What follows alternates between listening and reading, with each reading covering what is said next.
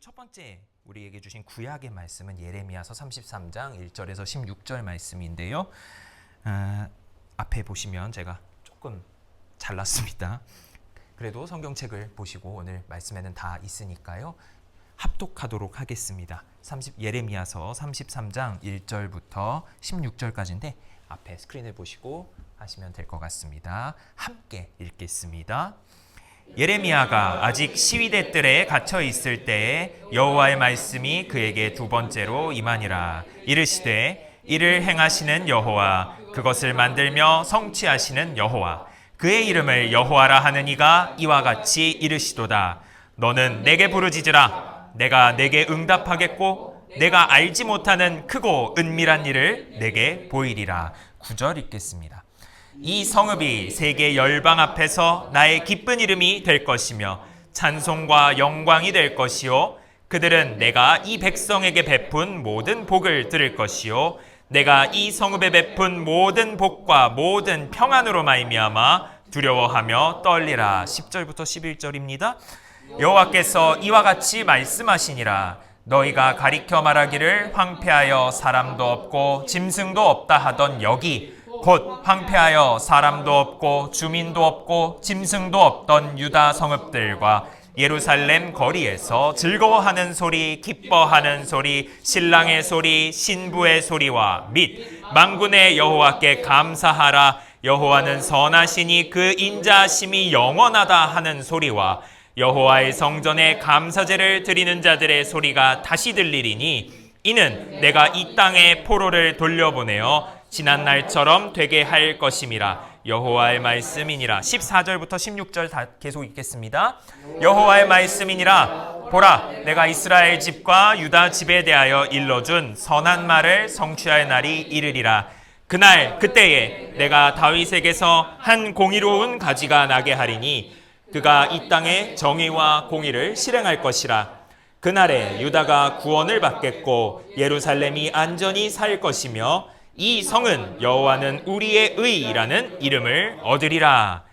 네, 시편의 말씀은 우리가 함께 교독하겠습니다. 시편 25편입니다. 제가 먼저 읽고 여러분이 짝수절을 읽어주시면 되고요. 마지막 절은 다 함께 읽겠습니다.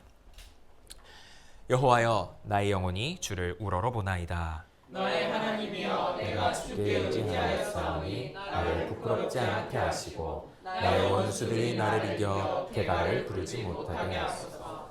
주를 바라는 자들은 수치를 당하지 아니하려니와 까닭없이 속이는 자들은 수치를 당하리이다. 여호와여, 주의 도를 내게 보이시고 주의 길을 내게 가르치소서. 주의 진리로 나를 지도하시고 교훈하소서.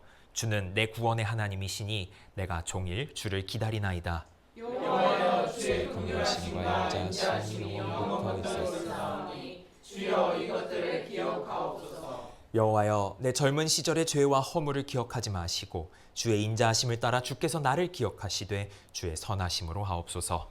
여호와는 선하시고 정직하시니 그러므로 그의 도로 죄인들을 교훈하시리로다. 온유한 자를 정의로 지도하시며 온유한 자에게 그의 도를 가르치시리로다. 여호와의 모든 길은 그의 언약과 증거를 지키는 자에게 인자와 진리로다. 데살로니가전서 서신서의 말씀입니다. 데살로니가전서 3장 11절에서 13절을 제가 봉독하고요. 복음서의 말씀은 같이 또 합독하겠습니다.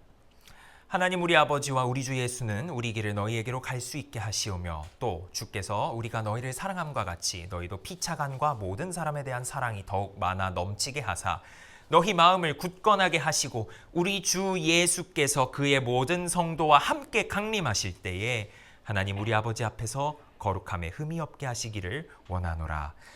아멘. 복음서의 말씀을 읽기 전에 잠시 기도하시고 복음서의 말씀을 받겠습니다. 하나님 아버지 감사합니다. 주여 우리에게 이 말씀을 주심에 감사합니다. 주님의 오심, 주님의 처음 오심과 주님의 두 번째 오심을 기억하는 이 대림절 예배 가운데 주님께서 주시는 말씀이 우리의 영혼을 울리는 말씀 될 수 있게 하시고 이 말씀이 우리의 삶의 능력으로 함께할 수 있도록 주여 인도하여 주옵소서. 이 시간 복음을 받습니다.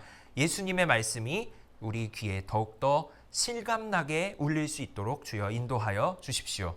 예수님의 이름으로 기도합니다. 아멘. 복음서의 말씀을 받습니다. 다 함께 읽겠습니다. 1월 성신에는 징조가 있겠고 땅에서는 민족들이 바다와 파도의 성난 소리로 인하여 혼란한 중에 곤고하리라. 사람들이 세상에 임할 일을 생각하고 무서워함으로 기절하리니 이는 하늘의 권능들이 흔들리겠음이라. 그때에 사람들이 인자가 구름을 타고 능력과 큰 영광으로 오는 것을 보리라. 천지는 없어지겠으나 내 말은 없어지지 아니하리라. 너희는 스스로 조심하라. 그렇지 않으면 방탕함과 술 취함과 생활의 염려로 마음이 둔하여지고 뜻밖의 그날이 덫과 같이 너희에게 임하리라. 이날은 온 지구상에 거하는 모든 사람에게 임하리라. 이러므로 너희는 장차 올 이 모든 일을 능히 피하고 인자 앞에 서도록 항상 기도하며 깨어 있으라 하시니라. 이 말씀을 통하여 하나님께서 우리에게 또 은혜를 주시기 원합니다. 예. 읽는 말씀이 참 많아졌습니다.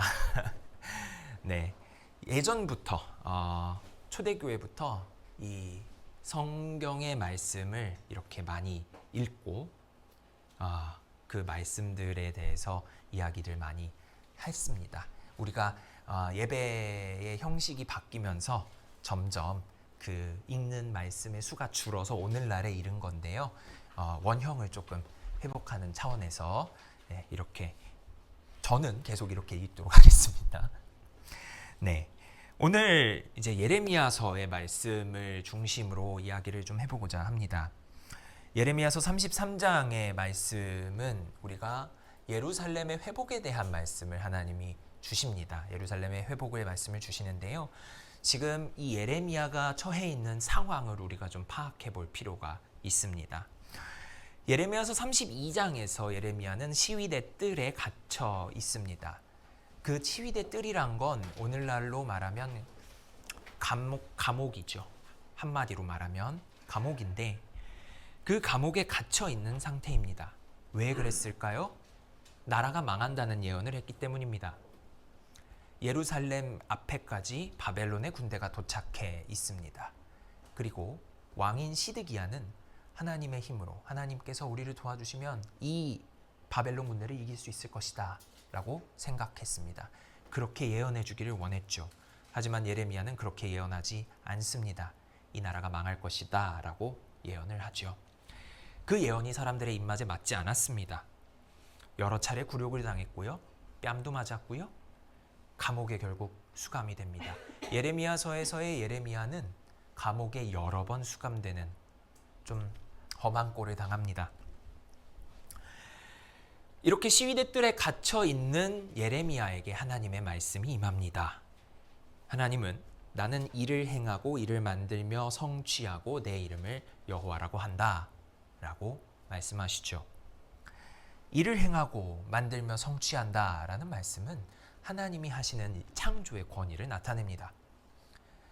하나님이 창조하시는 분이다. 창세기에서 말씀하셨던 무로부터의 창조인 바라라는 단어가 사용되고 또 사람이 무언가를 할 때 유로부터 뭔가를 할 때 쓰는 아사라는 단어도 같이 사용을 해요.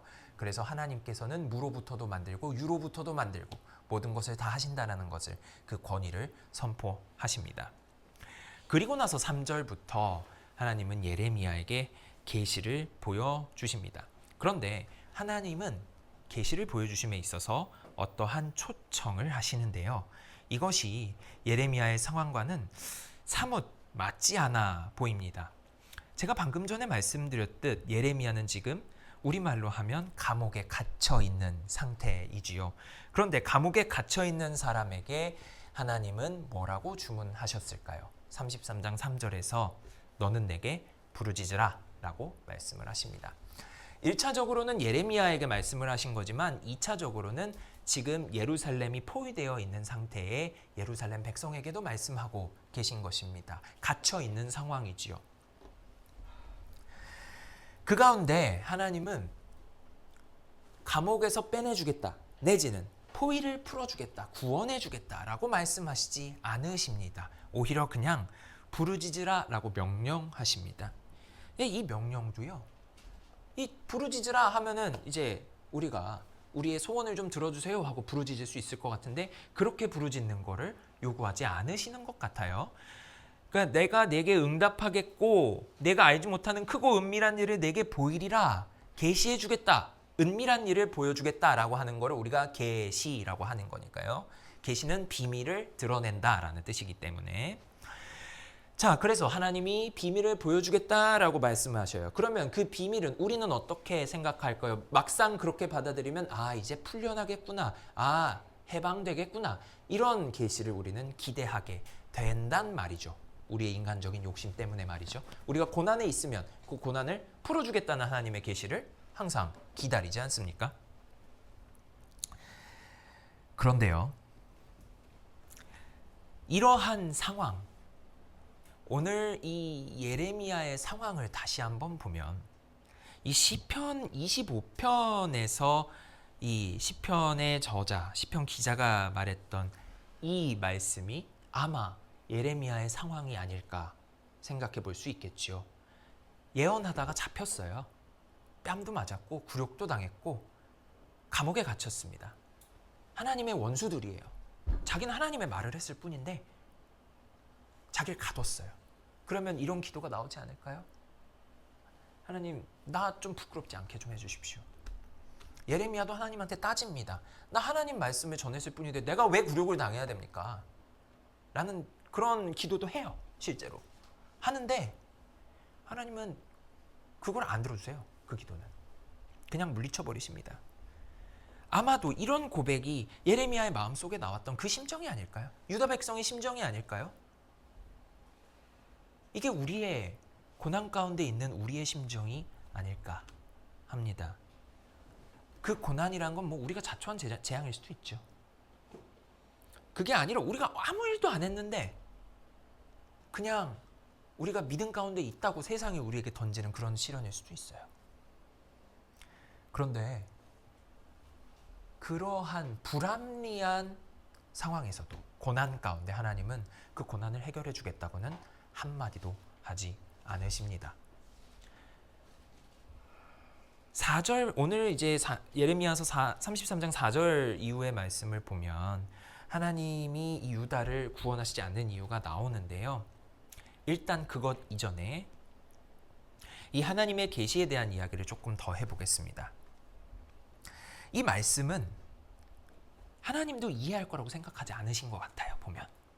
그래서 예레미야서 30장 보면 여호와의 진노는 그의 마음에 뜻한 바를 행하여 이루기까지는 돌이키지 아니하나니 너희가 끝날 때에 그것을 깨달으리라 라고 말씀하십니다.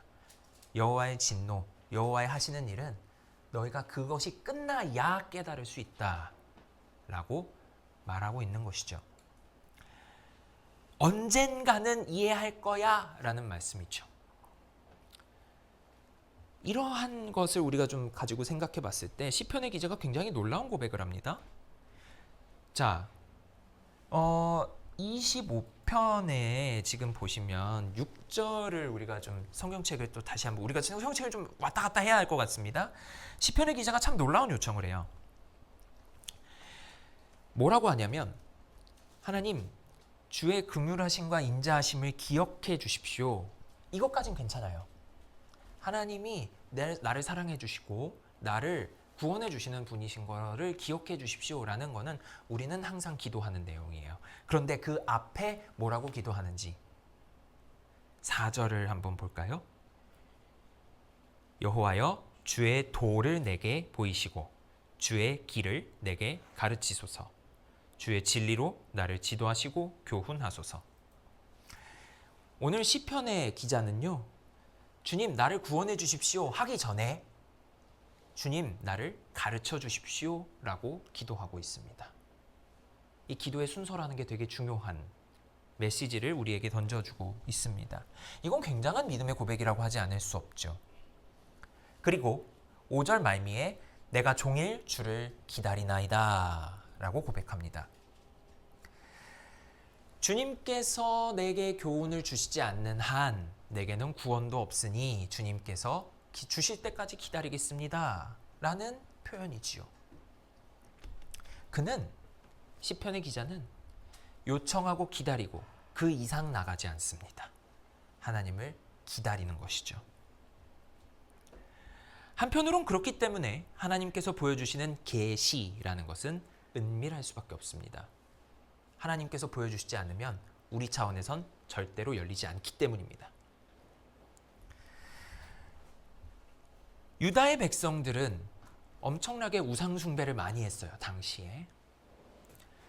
그랬기 때문에 하나님은 내게 부르짖으라 라고 말씀하고 계세요. 예레미야에게 말씀하시는 건 너는 내게 부르짖으라. 예레미야가 우상 숭배를 하진 않았겠죠. 하지만 유다 백성들이라면 어땠을까요? 이신저신 다 찾았을 겁니다. 그런데 내게 부르짖으라고 말씀하십니다. 이 결과도 근데 눈에 이해할 수도 없을 거예요. 부르짖으라 내가 내게 응답하겠다 그랬는데 4절 5절 보면 내가 그들을 죽였어. 내가 유다 백성을 죽였어. 내가 시체로 이 성을 채웠어.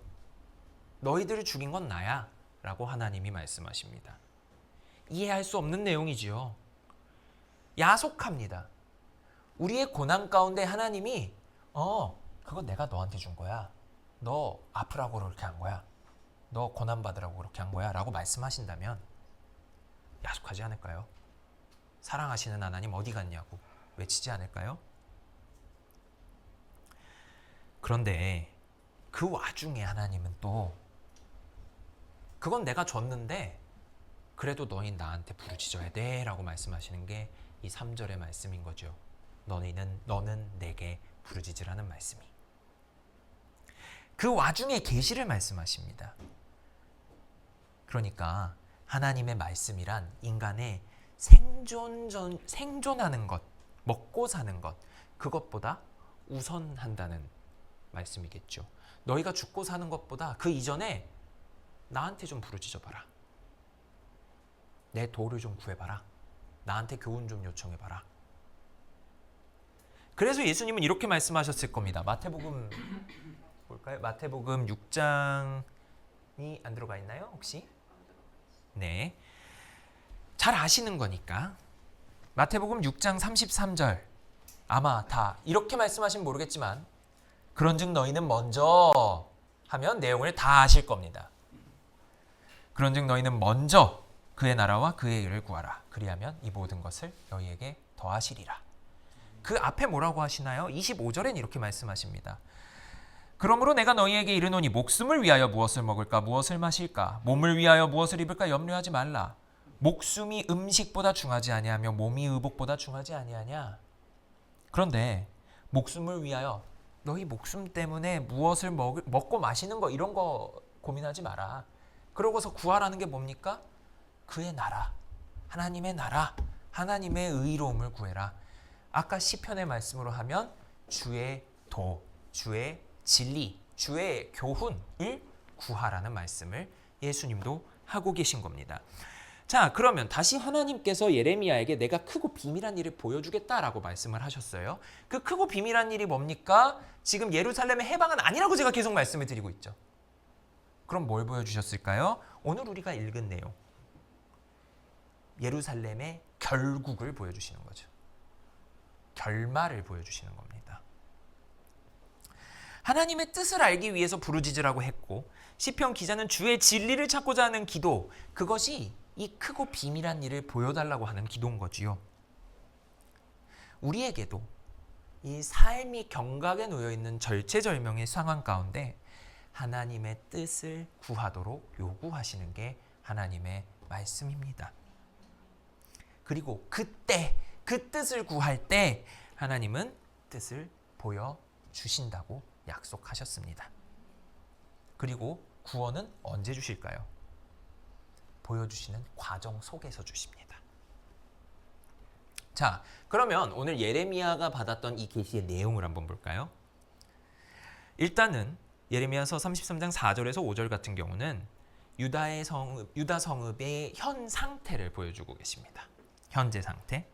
성읍 가옥 유다 왕궁 헐어가지고 갈대아인 즉 바벨론 사람들과 싸우려고 했지만 그들이 졌다. 유다 사람이 졌어. 왜? 하나님의 노여움 때문에.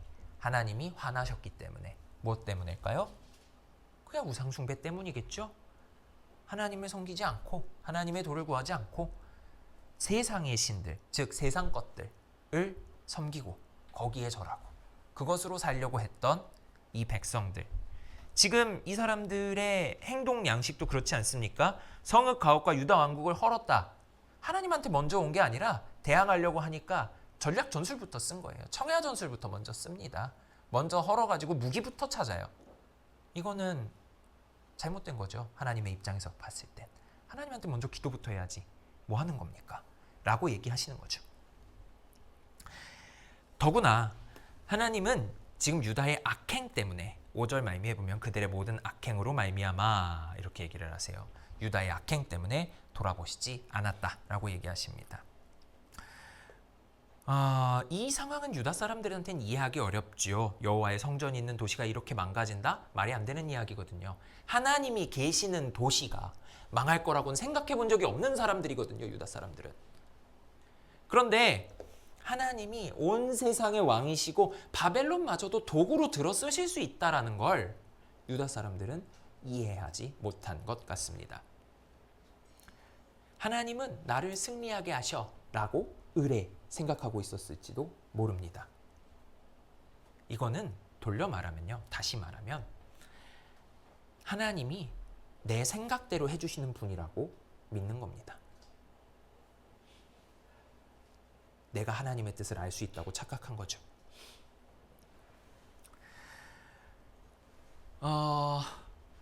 가끔 이제 길을 지나다니다 보면 예수 믿고 구원 받으세요. 예수 믿고 복 받으세요. 이렇게 전도하시는 분들을 많이 봅니다. 틀린 말은 아니죠. 그런데 하나님이 항상 우리에게 복만 주시던가요? 만약 우리에게 복만 주시는 하나님이었으면 오히려 그분을 섬길 이유가 없지 않나요? 가만히 있어도 알아서 복을 주시겠죠. 내가 열심히 안 해도, 내가 하나님의 뜻을 찾으려고 발버둥 치지 않아도 하나님은 복을 주시는 분이니까. 왜냐하면 항상 복을 주시는 분이니까 알아서 하시겠죠. 하지만 하나님은 그런 분이 아니시죠. 하나님은 인격적이시기 때문에 인간의 죄에 분노하시고 인간을 지도하시고 잘못한 인간을 벌하십니다. 그러니까 하나님을 우리는 아버지라고 부르죠. 시편의 기자도 오늘 하나님께 구원을 요청하면서 자기 자신의 죄와 허물을 고백하지요. 25편 7절의 말씀에서. 네, 아마 안 넣었을 겁니다. 내 죄와 허물을 기억하지 말아 주십시오 라고 이야기하죠. 잊어 주십시오. 이건 뭔가요? 용서해 주십시오라는 말의 구약적인 표현입니다. 하나님이 내 죄를 없는 셈 치고 구원만 해주시는 분이 아니라는 걸 너무나 잘 알고 있기 때문에 구원을 요청하면서도 내 죄는 잊어달라고 요청하는 겁니다. 자, 이 현상 진단에 이어서 하나님은 미래를 약속하십니다. 어떻게 말씀하시냐면 선한 말을 주십니다. 자, 성읍을 치료하고 고쳐서 낫게 할 것이다. 평안과 진실이 풍성함을 그들에게 나타낼 것이다. 유다와 이스라엘의 포로를 돌아오게 하여 처음과 같이 세울 것이다. 그들이 범한 모든 죄악에서 정하게 하고 죄악을 사할 것이다. 이들에게 약속되고 있는 치료, 고침, 평안, 진실, 포로 회복. 네, 근데 이것보다 더 중요한 건 정결과 죄사함입니다. 왜냐하면 이 나머지 5가지는 본질적인 것이라기보단 본질적에서 나오는 부수적인 것이기 때문입니다. 먼저 정결과 죄사함 이후에 일어나는 일들이죠. 유다 백성이 저지른 여러 죄악은 구약에서 하나님께 할 수 있는 모든 죄악의 단어를 다 써서 나타냅니다. 뭐 아본, 핫다, 뭐 파샤 이런 단어들 다 씁니다. 이게 하나님께 할 수 있는 죄악, 하나님께 죄를 행했다라고 할 때 나오는 3가지 표현인데 이 3가지를 다 쓰십니다. 모든 종류의 죄를 가리키시는 거죠. 그러니까 아마 시편 기자가 이 말씀을 들었으면 어땠을까요? 용서의 은총에 굉장히 감사하는 기도로 바뀌어 가지 않았을까요? 자, 그런데 잘 보시면 오늘 예레미야 33장의 말씀엔 어떻게 할 거란 말씀은 없습니다. 어떻게 죄악을 씻어줄 건가 란 말씀은 없어요. 시편 기자는 이 정의로 지도하시고 도를 가르치시고 뭐 죄인을 교훈하시고 이런 거를 통해서 약간 단편적인 이야기를 해옵니다. 주의 이름으로 말미암아 사해 주십시오라고 11절, 12절 이렇게 말씀을 하시죠. 여호와의 나의 죄악이 크오니 주의 이름으로 말미암아 사하소서. 예수님의 하나님의 이름으로 나를 용서해 주십시오. 이렇게 얘기하죠. 네. 그럼 이건 뭔 뜻이냐? 하나님의 인도하심, 하나님을 경외하는 사람에게 하나님의 지도와 인도하심이 함께한다는 이 12절의 고백은 하나님의 인도하심을 따라 살면 죄를 짓지 않고 살 수 있겠구나 라는 고백이겠죠. 하나님의 인도하심 따라 살면 죄 안 짓겠죠. 왜? 하나님이 우리를 죄 짓게 인도하십니까? 그런 분은 아니잖아요. 자, 그러면 요거는 미래적인 거겠죠. 하나님의 인도를 따라 사는 사람들. 죄 안 짓고 살 수 있는 거죠. 그러면 아직 죄를 지은 나는 어떡하냐고 이 문제가 남아있죠. 요거는 에스겔서에서는 하나님이 조금 더 자세하게 쓰십니다. 에스겔서 36장의 말씀인데요. 25절 말씀을 같이 한번 읽어볼까요? 맑은 물을 너희에게 뿌려서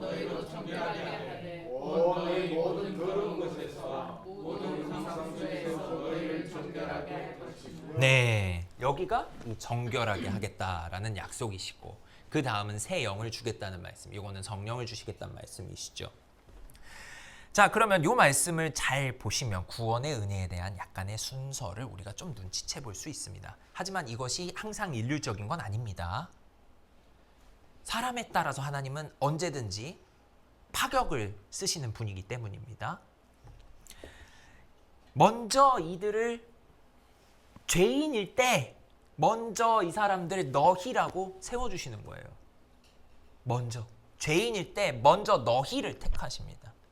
그리고 그들을 정하게 하시고 그 다음에 완전한 회복을 주시는 거죠. 그래서 바울은 이렇게 얘기합니다. 로마서 5장에서 우리가 아직 죄인 되었을 때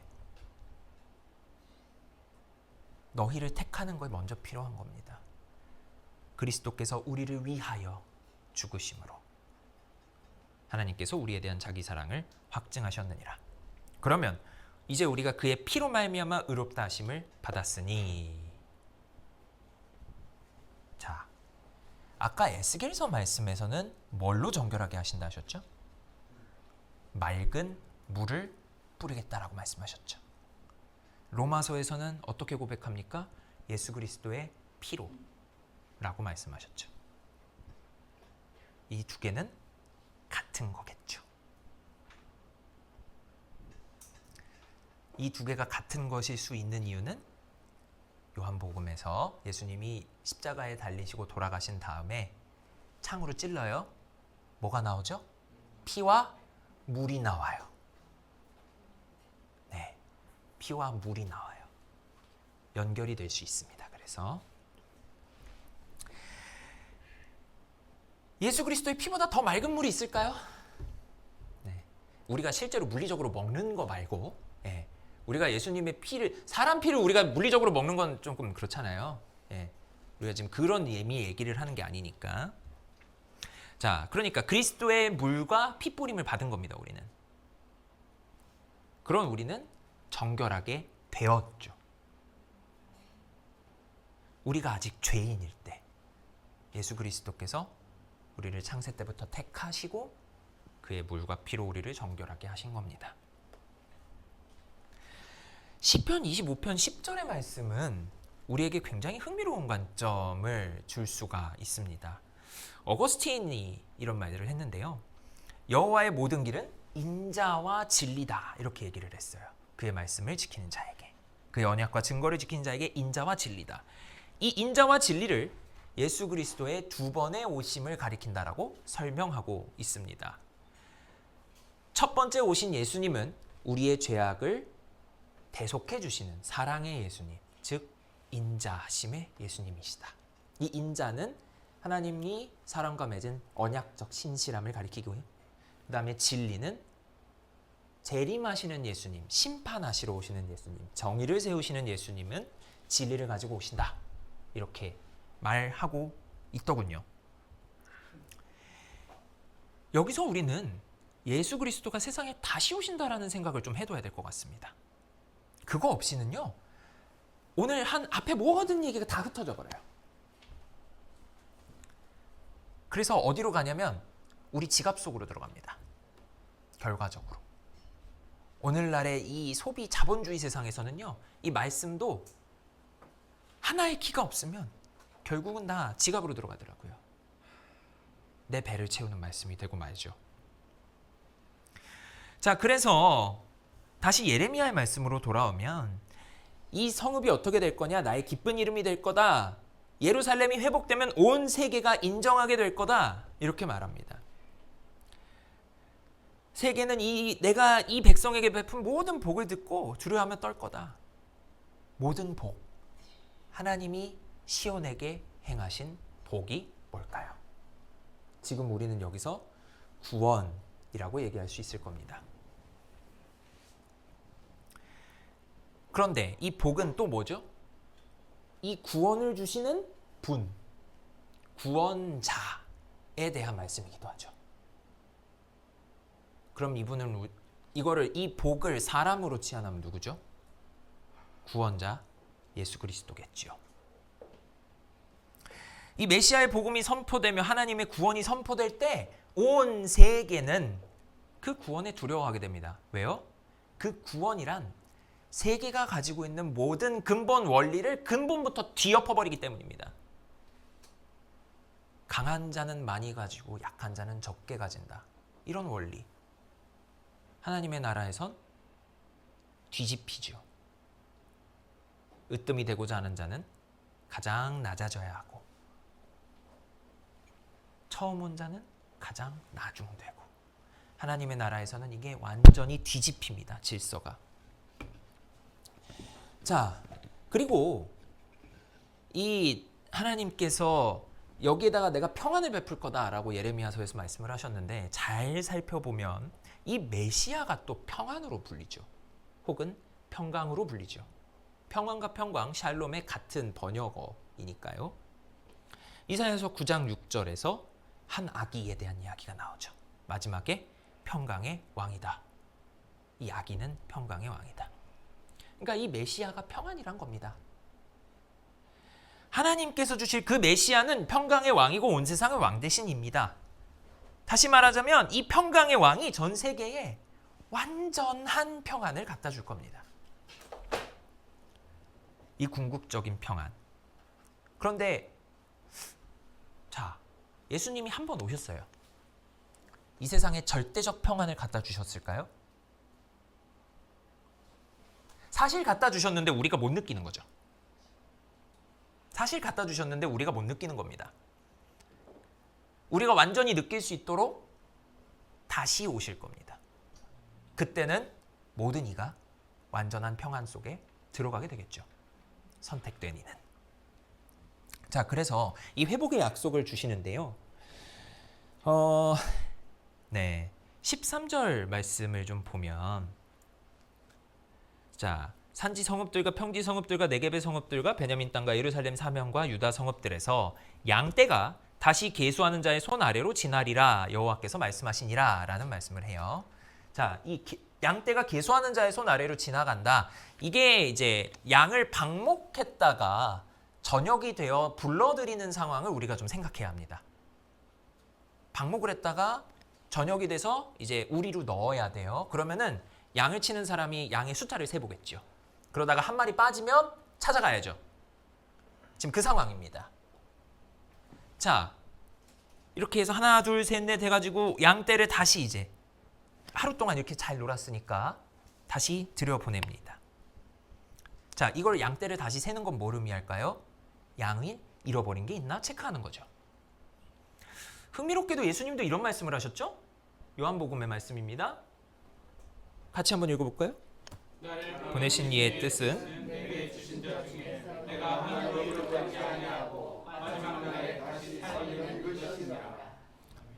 예수님이 어느 누구도 잃어버리지 않겠다라고 말씀하십니다. 양떼를 세겠다란 말씀이죠.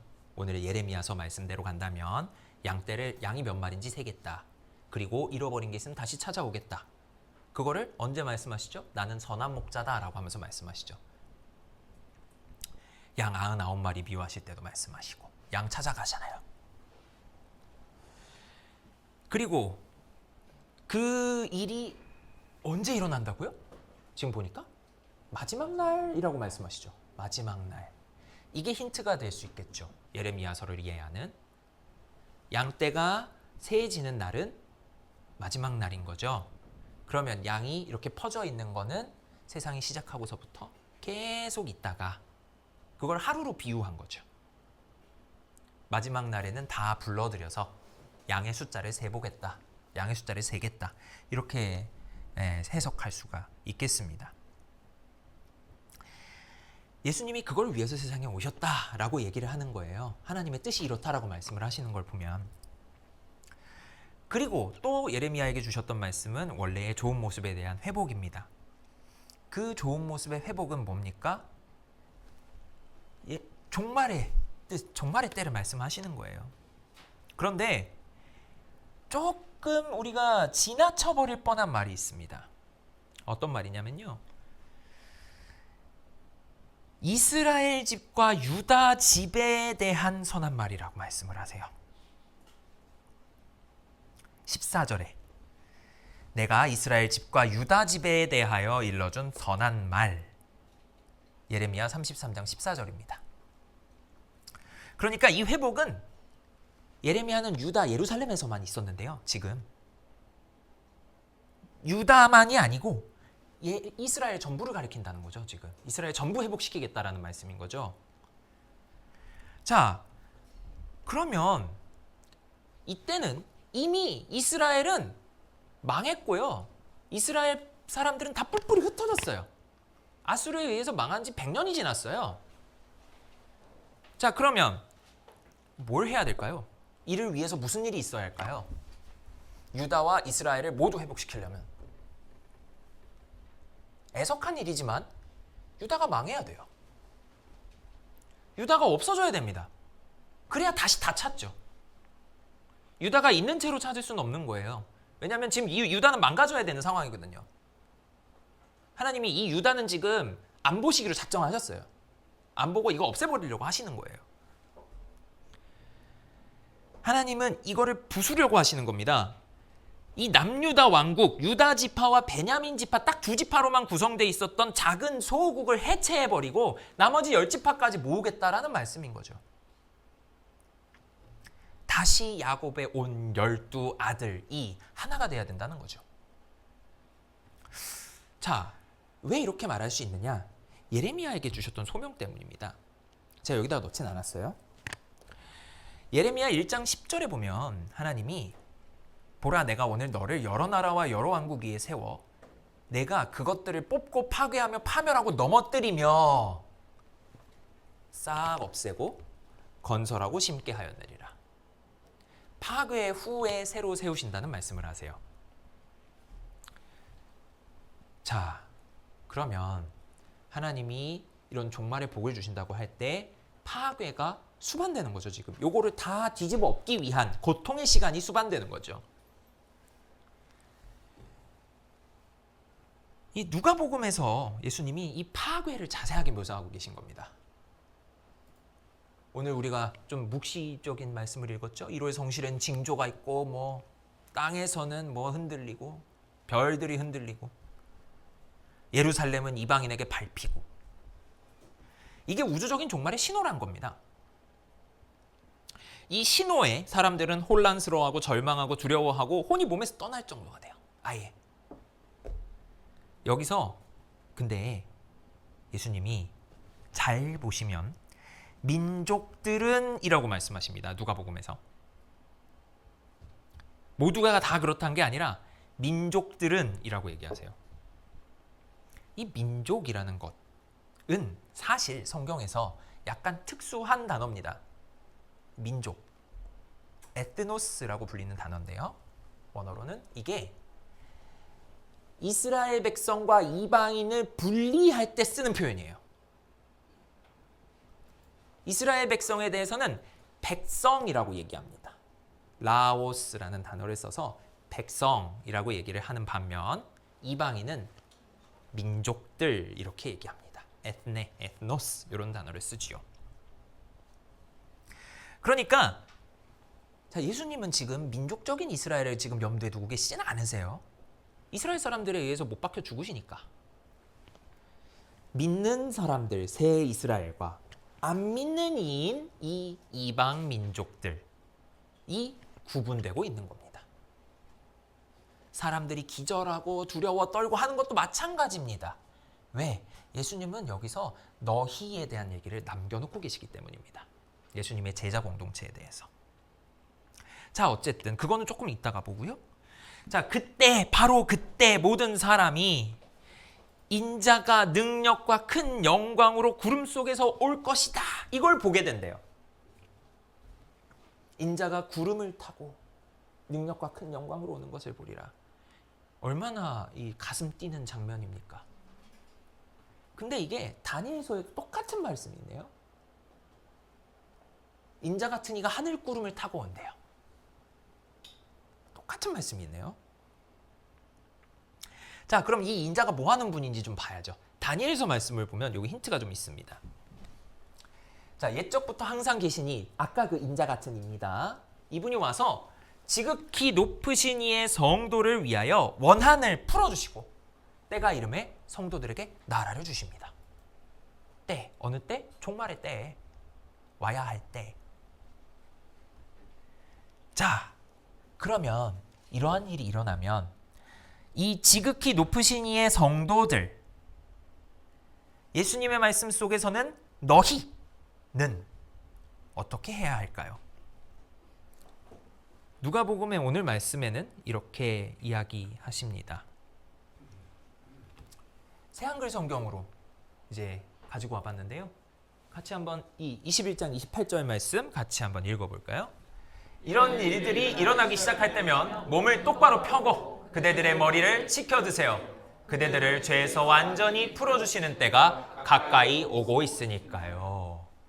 그리고 이러한 이야기를 바울은 한마디로 줄입니다. 여러분 믿음에서 모자라는 것을 제대로 갖추어주고 싶어서 이 글을 썼습니다. 라고 얘기합니다. 왜 그러냐면요.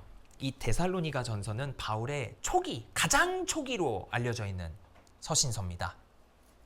그런데 바울이 데살로니가 교회에 개척을 하고 얼만큼 그들을 지도했냐면요. 3개월에서 6개월 정도밖에 못했어요. 초신자들을 3개월, 6개월 이 정도 했는데 유대인들이 몰려와서 쫓아내버립니다. 바울 그룹이 다 쫓겨나요. 처음 믿은 사람들만 덩그러니 남겨져 있습니다. 그러니까 이 사람들한테 바울은 목숨의 위협을 받아서 쫓겨나온 거거든요. 그러니까 이 사람들한테는 이 믿음을 심어줄 필요가 있는 겁니다. 바울 입장에서. 눈에 넣어도 안 아플 초신자들인데 지금 이 사람들 가운데 순교자들이 벌써 생겨난 거예요. 그래서 자는 자들에 대한 이야기가 데살로니가 전서에 또 나옵니다. 그러니 교회 안에 심각한 박해, 신자들의 죽음을 겪은 이 교회에게 믿음을 더하여 주고 싶어 하는 겁니다. 그래서 바울은 오늘 우리가 읽었던 말씀에 그가 오실 때까지 라는 말씀을 집어넣고 있는 거죠. 자, 그래서 이 성취할 날, 요 날에 대한 하나님의 말씀이 하나 더 있지요. 오늘 예레미야 14절 보시면 그날 그때 다윗에게서 한 공의로운 가지가 날 것이다. 이렇게 말씀하십니다. 네. 그날, 바로 그날에 15절이죠. 네. 공의로운 가지가 나게 하리니 이 땅에 정의와 공의를 실행할 것이라. 그날은 유다가 구원을 받고 예루살렘은 안전해지고 이 성이 여호와는 우리의 의로움이다라는 이름을 얻을 것이다. 자, 이 구원자 공의로운 가지 어떻게 또 해석을 하냐면 이거를 정당한 지배자로 해석할 수도 있습니다. 그것을 통해서 이 유다와 예루살렘은 여호와는 우리의 의로우심입니다 라는 이름을 받아요. 이 예루살렘이라는 성은 온갖 불명예로 가득한 곳이었습니다. 하지만 그럼에도 불구하고 그날 곧 새로운 세상이 건설될 그날 모든 죄에서 맑은 물로 씻기시고 그들을 새로이 선택하시는 그날에는 하나님의 예루살렘이 하나님의 의로우심이 온 세상에 드러나는 곳이 된다. 그 이름이 빛날 것이다. 다른 이들이 그걸 보고 두려워할 것이다. 왜? 하나님이 저렇게까지 하신다고? 라는 걸 보게 되니까. 그러면 이 예루살렘의 모습 어디서 볼 수 있을까요? 계시록이죠.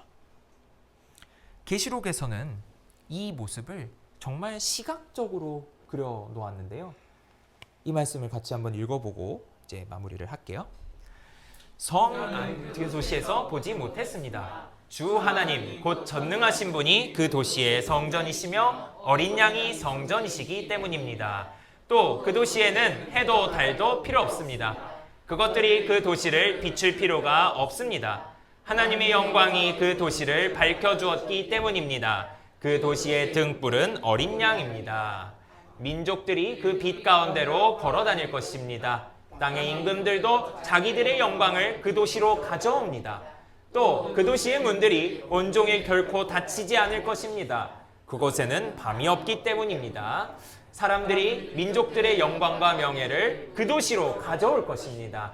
거룩하지 않은 그 무엇도 또 역겨운 짓과 거짓된 짓을 하는 그 누구도 그 도시에 절대 들어가지 못할 것입니다. 오직 어린 양의 생명책에 적혀있는 사람들만 들어갈 것입니다. 아멘. 민족들의 영광과 명예를 가지고 온다. 왕들도 자기 명예를 가지고 온다. 왜? 자기 명예가 쓸모가 없거든요, 이제. 그 성에 들어가는 게 더 중요하기 때문에 그거를 가지고 온다라는 건 내가 거기 와서 떵떵거리겠다는 게 아니라 자기가 거기서 누릴 수 있는 걸 포기하고 그냥 들고 온다는 겁니다. 가지고 이사해버린다는 뜻이에요.